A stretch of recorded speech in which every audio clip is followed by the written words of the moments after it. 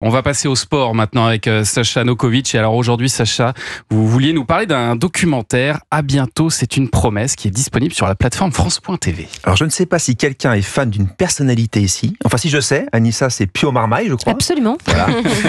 Et bah sachez on que dit tout. Bon, Mais pas pour ses qualités d'acteur. Aussi. Les deux.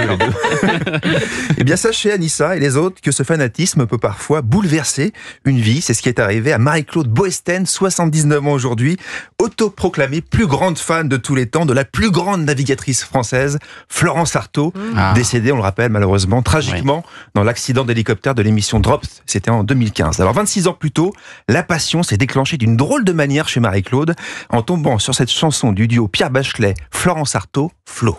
Chacun est fait comme il est, chacun prend feu comme il peut, mais sous le ciel immense, tous les rochers du silence.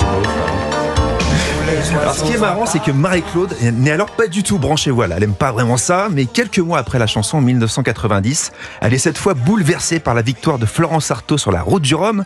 Là, sa vie bascule complètement. Elle est inspirée par l'esprit de liberté de la skipper. Et cette Bordelaise, mère célibataire de 4 enfants, décide alors de tout plaquer et de s'installer près de Brest, au plus près de Florence Artaud. Que je crois que j'ai cherché à travers elle, c'est de m'éloigner de mon quotidien de merde, de ce quotidien qui ne me convenait plus. Ça, j'en avais marre. Et quand j'ai lu l'histoire de Florence, j'ai dit, toi, tu as eu le courage de le faire, et moi, je suis une nouille et je ne l'ai pas fait. Et bien là, je vais le faire.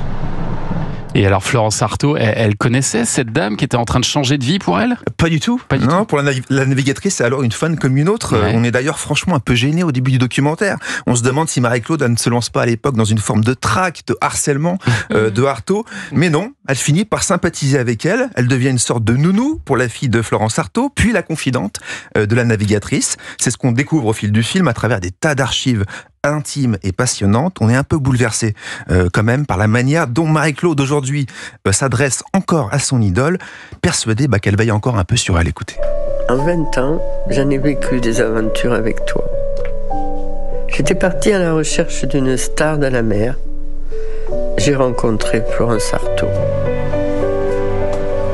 Tu as raison, Florence. La vie continue et la fête ne fait que commencer. C'est touchant. À bientôt, c'est une promesse. C'est le titre de ce documentaire. Vous mettez combien d'étoiles, Sacha ? Un 3,8 sur 5 pour la façon dont on revit la vie d'Artaud quand même, parce qu'on l'entend, Florence, dans ce documentaire, à travers le regard malgré tout très touchant de Marie-Claude. Et puis aussi quand même, pour la redécouverte de cette chanson très 80s, Flo. Flo, on adore. Sur l'eau, ça c'est Florence Artaud. j'ai l'impression d'être un oiseau, mais j'ai le cœur sans illusion.